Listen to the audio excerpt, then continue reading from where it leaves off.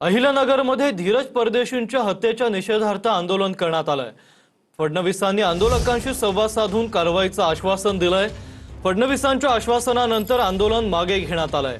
दरम्यान 3 दिवसांपूर्वी अहिल्यानगर पालिका कर्मचारी धीरज परदेशी यांच्यावर प्राणघातक हल्ला करण्यात आला।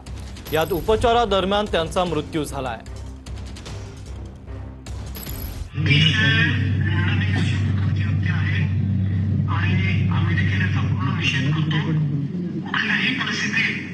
ज्यांनी हत्या केली त्यांना आम्ही सोडणार नाही। हत्यारांना फाशी झाली पाहिजे या दृष्टीनं त्याच्यामध्ये आपल्याला स्पेशल जे वकील आहेत ते वकील आपण त्या ठिकाणी देऊ।